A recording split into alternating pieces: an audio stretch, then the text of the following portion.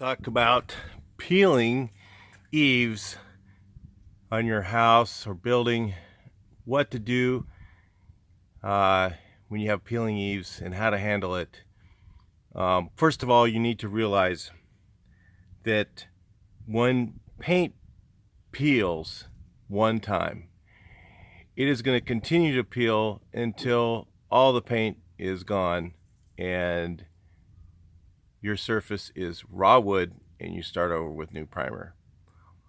So keep that in mind. There is no 100% permanent fix other than removing all the paint down to wood again and continuing to and then starting over. And usually what happens on eaves is your eaves get wet from your roof getting bad.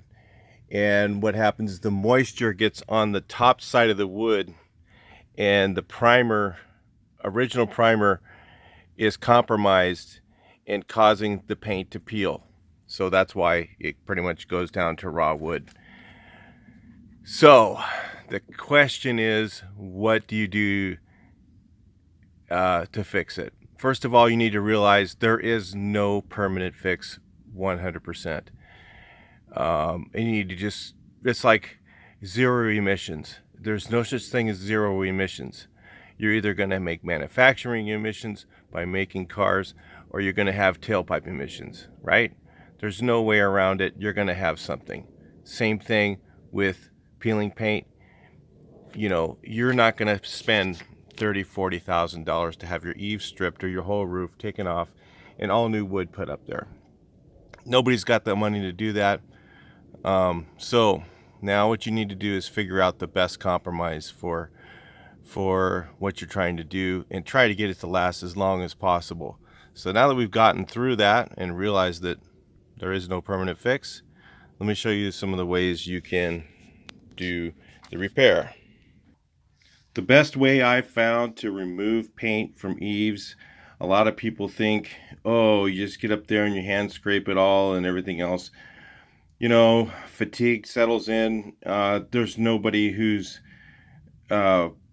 eager and hard enough worker that really can just spend the time to get every last piece of the peeling paint off on an eave with their hand over their head all day long.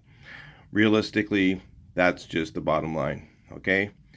So if you're expecting somebody to be superhuman, guys aren't. That's just the way it is. You're not gonna get superhuman people to do your painting, and you're not gonna get it for free or cheap. All right, so let's get that out of the way too. The best thing I found is this is called a spinner. Some guys call them. It's actually an oscillating tip, and what it does is it takes a use it on your power washer.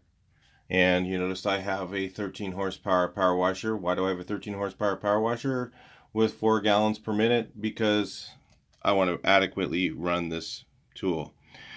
Now, when you run this tool, you need to have a decent sized power washer. You have a little bitty power washer, it's not going to get the stuff off. And even when you do a big one, use a big one, there's going to be some problems when you use this machine to remove the peeling paint. Number one, it is going to splay some of the wood. You're going to have a rougher looking wood underneath your eaves. I had a guy go, hey man, I want to feather sand all the eaves. I just looked at him and said, nope, ain't happening, dude. Nobody feather sands eaves. That the labor intense for putting your hand over your head and pushing on a sander, I mean, come on. People just sometimes they'll try and take it as far as they can. They think you're some kind of superhuman. So you remove as much as the paint as you can with one of these spinning tips, okay? And then what will happen is you'll come back the next day after the wood's dry. Some places you might be 2 days because of the moisture in the air before the wood's dry. Like if you're in North, South Carolina, Florida, you might have to wait a couple, 3 or 4 days. I don't know. You guys know your weather better than me. and you go back, and then will find that some more areas will be peeling than before. So then what you're going to have to do is still go up and hand scrape those areas by using a regular, uh, they call them bear claw scrapers, and a putty knife, both, and scrape it two different directions. And then after you've done that and got as much off as you can get off, you're not going to get everything, then go through. And the best primers, there's one called Peel Stop, and I've heard from people that they say it does work, but I don't know. I'm into getting a little more coverage, but some of the new water-based urethane primers are even better at the. So at that point, it depends on your economic situation. The most adequate thing to do is actually use a good primer. Not everybody's going to want to spend that kind of money.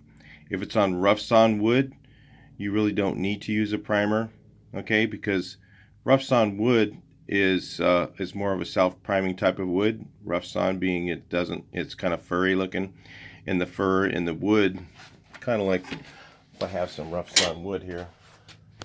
A lot of the newer homes are made with rough sawn wood because they don't want to use primer. This is actually a rough sawn. It doesn't look smooth. This fascia is a rough sawn, but it's kind of the newer rough sawn. So that one, you can use 100% acrylic self-priming, or primer in paint, they call it now, a lot of places. The old stuff was 100% acrylic or solid acrylic stain. That's what the old names were. Now they call them primer and paint. Okay, you can use that product; it'll be all right. But now, if you you can bid it for different ways, or you can, as a homeowner, you can decide, where you're going to go with this. How much money and time am I going to spend on this? Because I know in 5 or 10 years, it's going to peel again. So everywhere it didn't peel, it's going to peel. So the reason I'm saying that is because there's no permanent fix. You figure you're going to do the most you can. You spend so much. Some people spend, days and just globbing on all this primer. I'm going to put 2-3 coats of primer on, and I'm going to stop this.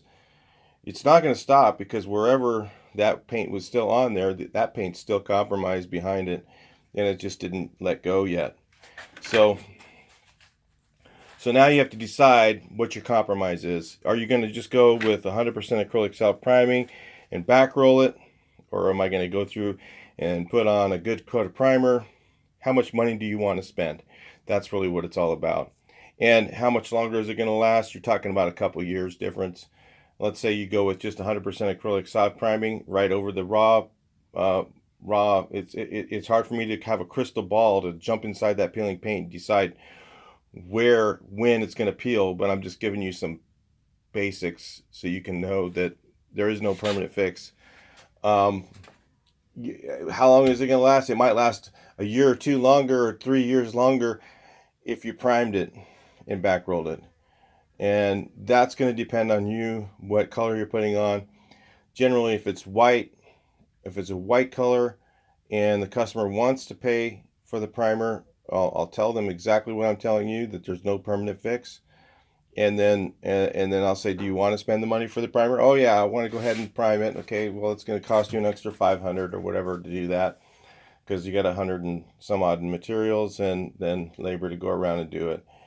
And then you'll go through and do your primer and your back rolling and all the eaves. So you primer it, and then you go through with a roller and chase it with a roller and push it into the cracks. And what you're trying to do by doing that is bridging the raw wood to the non-peeling surface, or the surface that hasn't peeled, so that they become more one and uniform, so they don't fall off as fast. That's the whole idea. Now, you can do that with just 100% acrylic self-priming paint, but you can also do some of the primers are a little bit harder. That's why I say to use urethane. So the urethane primer is a little harder. It might resist the peeling a little bit faster, because it's going to bite really good to the raw wood, and it's going to grab onto the piece of peeling paint that hasn't peeled yet.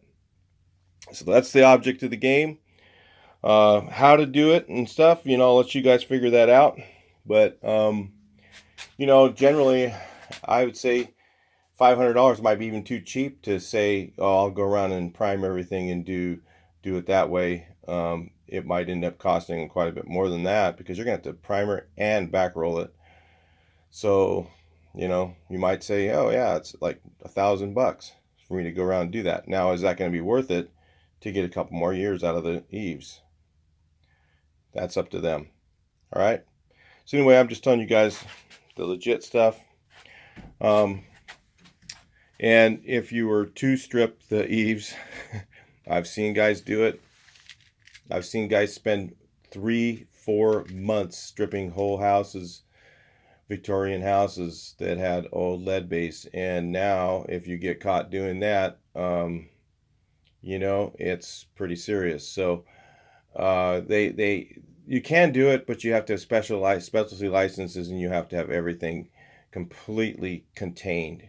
So now you're talking back years ago, it was like, I remember people in the 90s spending $60,000 to have their houses stripped.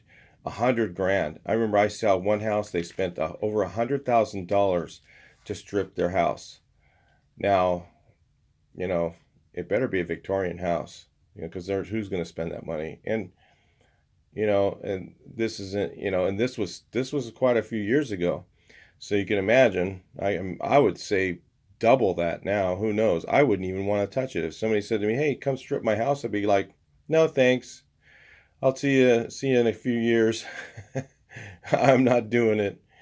So anyway, that's the deal on stripping on your Eaves. The rest of the stuff I'll have to go over individually.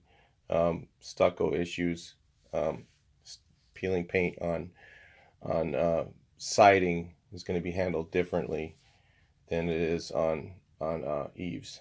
All right, so I'll talk to you in the next video. Please like, share, and subscribe.